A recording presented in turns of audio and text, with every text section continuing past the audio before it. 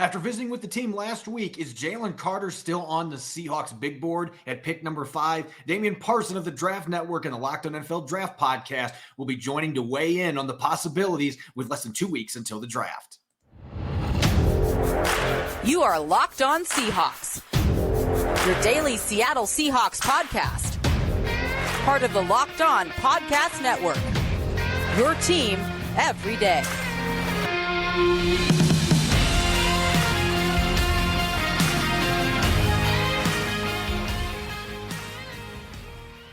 What's cracking, 12s? This is Corbin Smith, host of the Locked On Seahawks podcast, your daily Seahawks podcast, part of the Locked On Podcast Network, your team every day. Not only is the NFL draft less than 2 weeks away, we've got postseason hockey. Make sure to check out the Locked On Kraken podcast so that you are prepared for Kraken versus Avalanche, set to kick off tonight in Denver.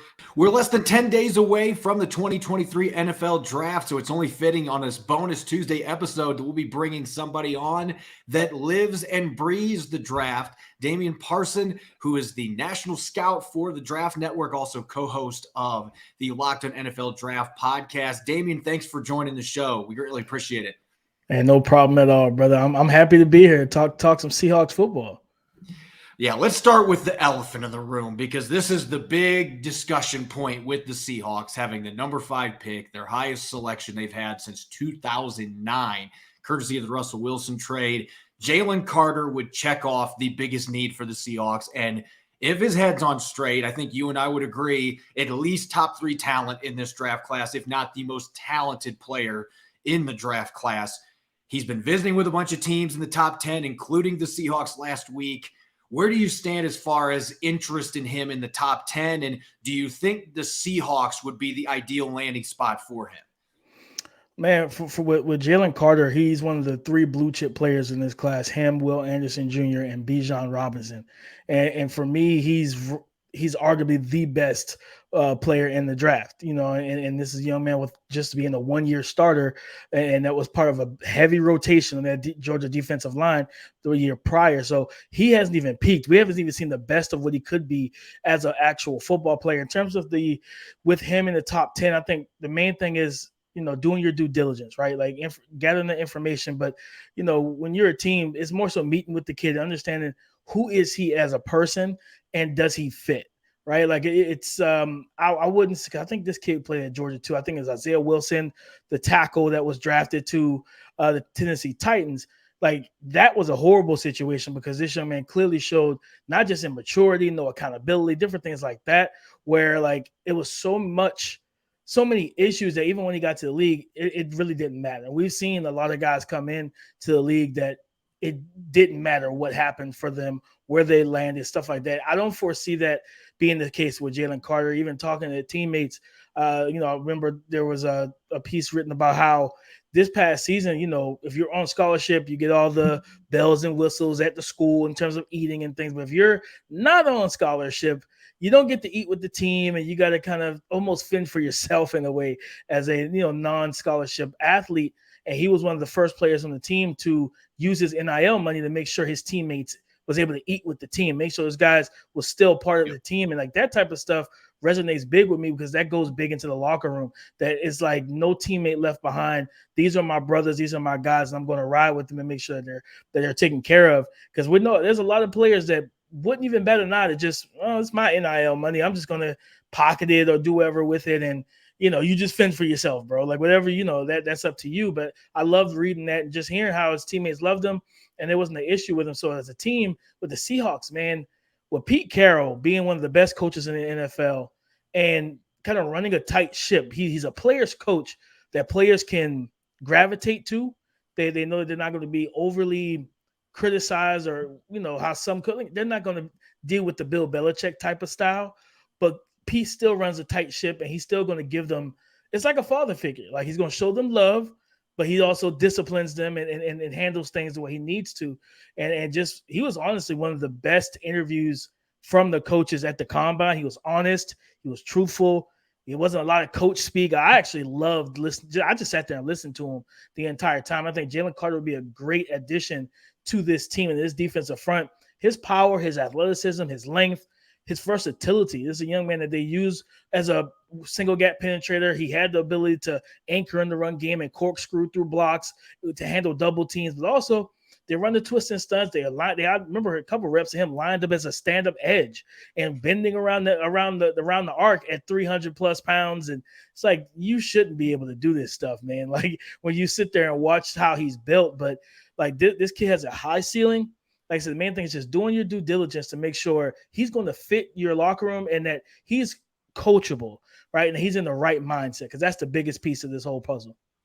There's no question that he has top 3 talent, and I would agree with you that he's one of the few blue chippers that's in this class. So you've just got these red flags that have been raised this offseason. So what we don't know, nobody knows outside of Seattle's draft room, how that meeting went last week, where they stand on that. Is he on your board? Is he still in pencil with less than 2 weeks until the actual event? So we'll have to find out and wait and see. But let's assume that Seattle decides he is not on their big board. And that would not shock me after the Malik McDowell incident a few years ago. Right. They have really changed how they draft players. The character has been a lot more emphasized since that situation.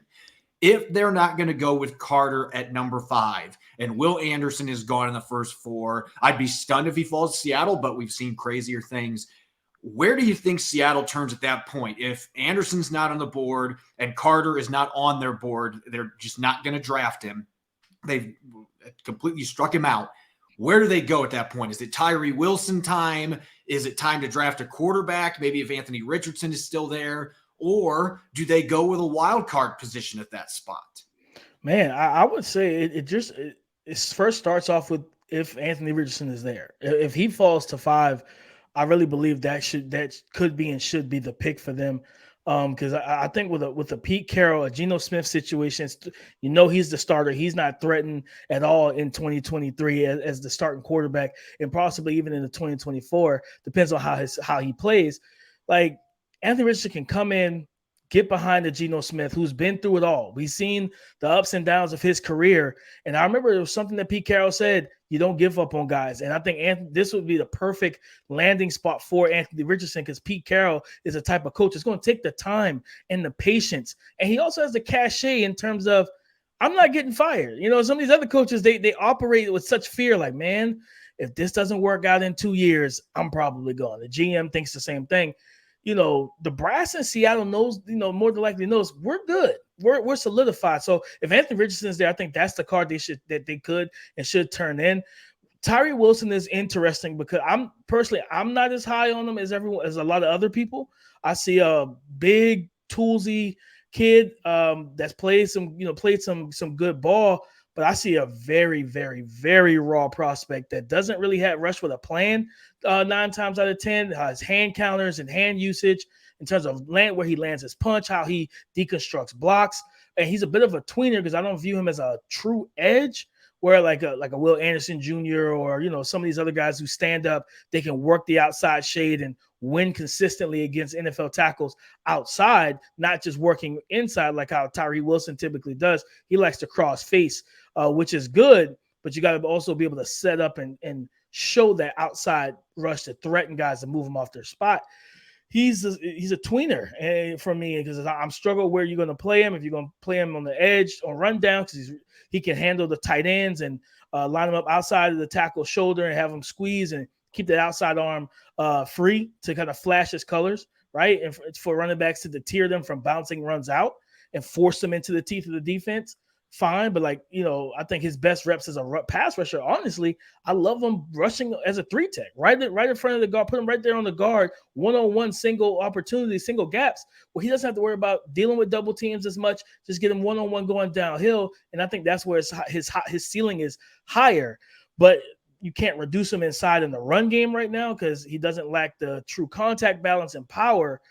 His power is more momentum based as a defender. So I think that could be a spot. I know they added BT Jordan as one of the pass rushing specialist coaches in Seattle, and he's one of the best in the game in terms of helping guys develop hand counters. And so it's like having a coach like that, where not only is he's used to working with guys one-on-one, Corbin, so in the offseason, Tyree can go link up with this guy, go wherever he goes and work on his game.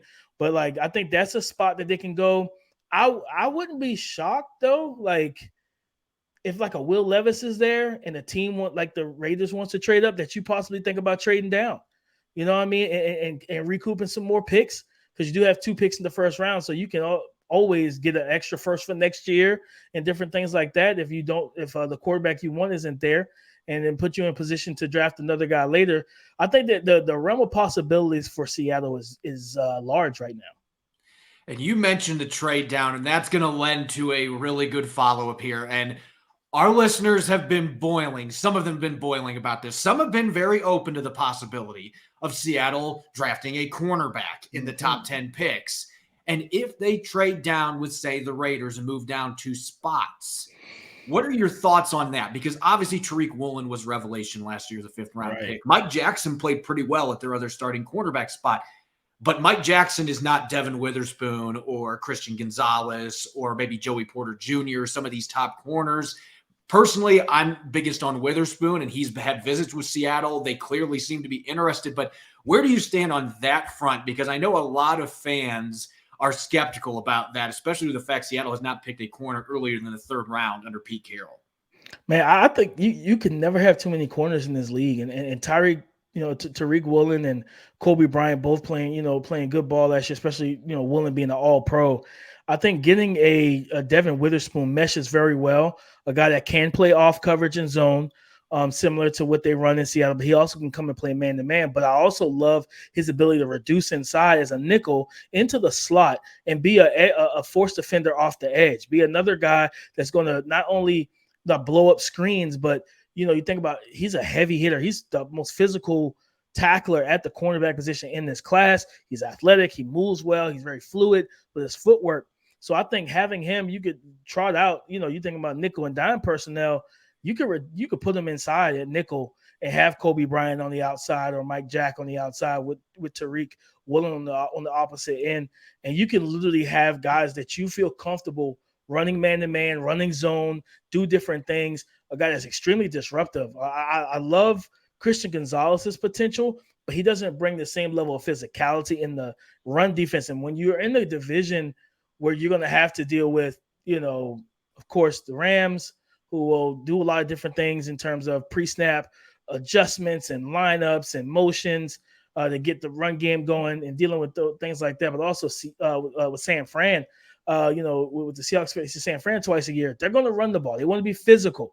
They want to out physical you. They want to kind of take the wind out of your sails, and having a Devin Witherspoon makes that even more difficult for that San Fran offense versus the Seattle defense. So I don't think fans should even feel any negative feelings about it. If you trade down and Devin Witherspoon's there, Corbin, I say you put that card in, because at the end of the day, you draft to win your division. That's the main part of drafting is you want to draft to win your division. Win your division, have a really good record. You might end up with a 1st or 2nd seed, and now you're hosting playoff games at home.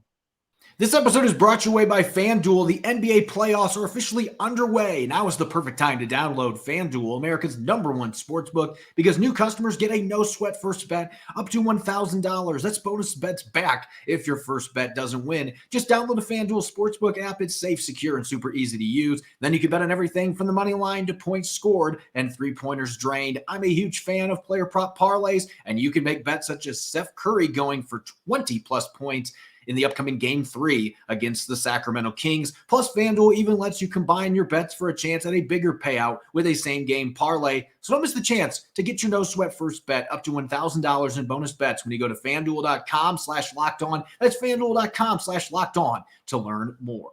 You're listening to the bonus Tuesday edition of Locked On Seahawks. I'm your host, Corbin Smith. Glad to have Damian Parson of the Draft Network, also co-host of the Locked On NFL Draft podcast, joining us for today's show. We were just talking about the possibility of Devin Witherspoon or Christian Gonzalez landing in Seattle. And a lot of people would view that as a curveball, even though, again, Witherspoon visited in the top 30 visit, and there's been a lot of reports. It seems like this is a situation where there's smoke, there's fire in terms of interest from the Seahawks in Witherspoon. But some fans would view that as a curveball.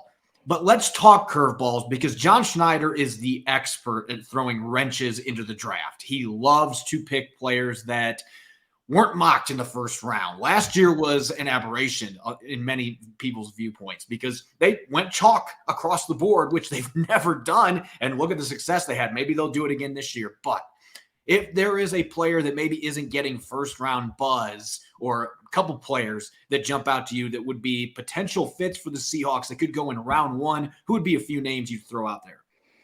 Man, that could go round one, especially with having 2 first-round picks. That second first round, Yep. I would think, and this is a guy that's starting to get a little buzz in the first round is, center out of Wisconsin, Joe Tippmann. And I know losing Austin Blythe, at the center position was big. And I think adding a Joe Tippmann, especially with the way that they've Pete Carroll and this offense has ran the ball last year with Kenneth Walker III coming in as a rookie once Rashad Penny went down. I think, man, and of course with Geno, having a quarterback of the offensive line, the guy is extremely intelligent. He's powerful, 6'6", 315 to 320, but he's athletic, a guy that moves well, especially for this offense that likes to stretch defenses like laterally with the zone run game. He can do that. He can cut off, reach, front side blockers and defensive tackles and cut them off. Also climb up to the second level. But for a center that, with his frame and size, to be able to snap and then pull as a lead blocker on the perimeter is impressive. This is one of my favorite players in the draft that I don't believe is getting enough love. So when I look at a guy that could potentially land in Seattle, that I think will be a really good fit in the first round, would be a guy like Joe Tippmann at the center position. There's a couple other spots I think you look at. For me, I think linebacker as well, where you look at a Drew Sanders from Arkansas. I really like Drew, and I know he's not the this league is a copycat league. He fits that mold of a Micah Parsons, Barian Browning over with the Denver Broncos, where he's athletic and he has the size to play off ball on first and second down, right? But his best ball is when he's lined up on the edge and rushing the passer, and just continuing to add more juice to this pass rush. And a guy that has that flexibility where it's like, you know what? I know Bobby Wagner's there, Jordan Brooks is there. So maybe, if you do even draft him, you might just put him as an outside linebacker edge that he's just playing that full time. And then you get the best of him immediately, right away. And instead of having them kind of toggle how we see with Micah Parsons. So I think Drew Sanders is a good option for them as well. If they wanted to go tight end, like one of my favorite tight ends, like he's more of most people view him as a day 2 guy, but I have been on record, I would draft him over Michael Mayer, and that's Sam Laporta out of Iowa.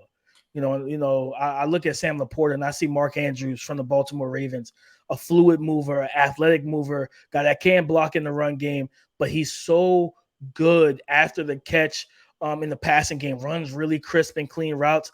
I'm telling you right now, guys, if you're listening, if you can, go watch the tape of Iowa versus Illinois. You're going to see him versus Sidney Brown, the twin brother of Chase Brown, the safety for Illinois. And it was a battle all 4 quarters between those two guys in man-to-man coverage. And they both won reps. They both lost reps. But, man, watching Sam Laporta in that game, Corbin, that was one of those games that you walk away like, you know what, this is one of those guys that if I can grab him, some people may view it as a reach, like, man, you get in the second round. I think he has a high ceiling and a high floor. And I want that type of guy that can win one-on-one at the tight end position that I can feature. Let's talk day 3 sleepers, because that's really where John Schneider has made his money. And he did it again last year with Tariq Woolen and Kobe Bryant being drafted on day 3 and Tariq Young in the 7th round. He might be their number 3 receiver this next year. He loves to find gems on day 3. And this is a draft. It seems like there's at least a handful of positions that have really good depth that should go into day 3. Who are a couple sleepers that jump out to you that you think would be appealing to John Schneider that might be in that next crop of players they could draft that maybe comes in day 1 and immediately makes an impact? Oh, man, a guy that comes to mind, I think about offensive tackle from Georgia, not Broderick Jones, but Warren McClendon. He was the right tackle, built similar to in terms of height and weight to Broderick, 6'4", 300 pounds. I believe he had 34, almost 35-inch arms. So he's got incredible arm length. He's very physical and powerful. I talked to an SEC defensive line coach who faced him, and he said, man, he's such a powerful freak, at the tackle position. But I believe that he could kick down into guard. Especially when you have the two young bookings that you guys drafted last year, who I absolutely loved in Abraham Lucas and Charles Cross. Continue to improve the interior offensive line is so important. Important for the quarterback to keep him comfortable, like low in the pocket, but also for the run game, right? And I think with his movement skills, with Moore McClendon, I think he's a guy at the fourth, fifth round you can grab because he doesn't have a ton of reps because it looks like that he might, because he plays for a team that plays 14 games for the past 2 seasons, going to the national championship for the Georgia Bulldogs, right? But this is a young man. I think that he still has a lot left, a lot of growth left. I think about Nick Hampton, the edge out of App State. One of the guys that for this edge group, there's a lot of guys that are physically gifted, toolsy guys, but not a lot of them that are refined in terms of their hands and their pass rush plan and understanding how they want to win. And I always say, you get to within the first two steps of a pass rusher's, rush.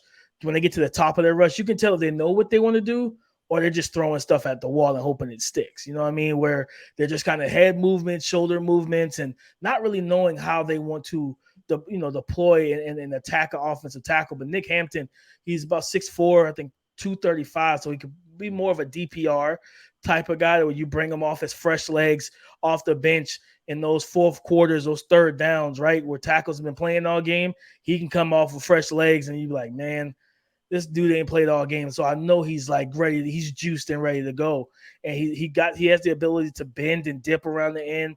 He uses his hands well to free himself, clear the hands of the offensive tackle, and he knows how to turn that corner, right? Like once he beats that tackle across the shade, the outside shoulder, he knows how to corner and cover and flatten to the quarterback and close. And this is a guy that I was impressed with. If he's a little heavier, I think he would be someone that teams will view a little bit higher. But I think, fourth round, maybe fifth round, depends on how the run on edge defenders go. Michael Wilson, wide receiver out of Stanford, kind of a bigger guy, had a big Senior Bowl game, and he was a big Senior Bowl week. This is a man on tape. He's impressive for a bigger receiver. He's got twitchy feet, real quick feet with his releases. Get through a variety of releases at guys and really throw off their timing in terms of their punches and when they can be physical. He's elusive at the line of scrimmage. He's just been hampered by injuries the last 2 to 3 seasons, where it's every time it's just bad luck. Every time he starts to get going, injury ends his season. So he's a guy who I graded initially as a third round pick, but I'm with the injury history, he could fall to day 3 into that 4th or 5th, potentially 6th round range. Depends on how teams view about his medicals. And this is a guy that can come into the offense and play outside. He can play inside. He blocks well. He's really physical, really well-spoken young man as well. So somebody I was impressed with on tape when he was able to play, as well as down in Mobile. And then speaking of Mobile, a cornerback from South Alabama, Darrell Luter Jr., 6 foot, I think close to 200 pounds, ran 4.4, explosive guy. I think he jumped 40.5 inches at the combine and I believe at his pro day. So he's a explosive young man. He could play zone, but I love him in man-to-man coverage when you really need him to. Let him just get up. He's got really patient footwork, knows how to mirror and match receivers, very patient in terms of allowing guys to dance at the line of scrimmage with all the, dancing with the stars footwork and release packages that they throw out there. He doesn't take the bait. He understands how to read the hips of guys and read the torso rather than reading the neck and shoulder area. And that's how you get jab stepped and juked out of your position because you're watching the wrong part of the body. So this is a young man that knows how to read receivers. He can be sticky in coverage. And he's really competitive too. So, it's a guy I really like, as well as Louisville corner, Keitrell Clark, another guy that can play both man and zone. But what I loved about him was his competitiveness. There's a couple reps, especially against Boston College, where Boston College has this squatty, physical builded running back in Pat Garwell. And, Keitrell is 180, I think. And he runs the alley. and meets him one-on-one and just sticks him. Perfect form, gets low, both arms wrapped around the torso, around the waist, and then rolls through the hips and just kind of lifts him off his feet a little bit and dumps him down. I'm like, you don't see corners tackle like that, especially smaller corners in terms of their build, be willing to hit a big, strong running back like a Pat Garwo in the alley. So I'm really impressed with this young man, and he's got great feet as well. I think the ball skills are improving with him. So there's a couple guys that when you look at day 3, that just from and I think one other guy, and I think it's a guy that has talent on day 1 and 2 that was projected to go day 1 in the summer, but it just depends on the off the field stuff, was Kayshon Boutte. I think he falls to day 3. And honestly, that might be a good thing for him, where he can kind of come in under the radar, just get drafted, go in and and work with a experienced veteran coaching staff and get him where he needs to be mentally as a player, because this young man is dynamic after the catch. He's strong, he's physical. He can catch away from his body. He runs pretty solid routes as well. And it's just, for me, he's a run after the catch dynamo. And when you have a Tyler Lockett, you have DK Metcalf with that run game, you want somebody that can really work all 3 levels, and you get him going into the quick game, let him be strong and athletic after the catch. I think you can find a diamond in the rough for him that people, because this is a guy that people kind of forgot about, Corbin. Like, he just hasn't, because of the stuff off the field with him, like the situations in college and the LSU offense didn't run, through him the way that we expected, or at least hoped it would. It just was a down year for him, and that could put him in the position for a championship caliber team and coaching staff to really get the best out of him. There you have it, 12. It's a bunch of day 3 sleeper candidates, and we know John Schneider's probably got a handful of those guys on his draft board he's looking at in day 3, and maybe the last one there, the LSU receiver. We know that he's got talent, but didn't necessarily have a good combine workout either, and so there's a lot of question marks there. But those kind of guys have intrigued John Schneider in the past.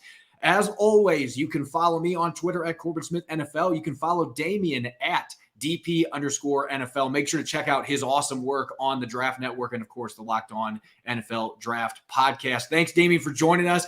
Yes, Hayes sir. almost in the barn. Enjoy the draft, good sir. Appreciate it, man.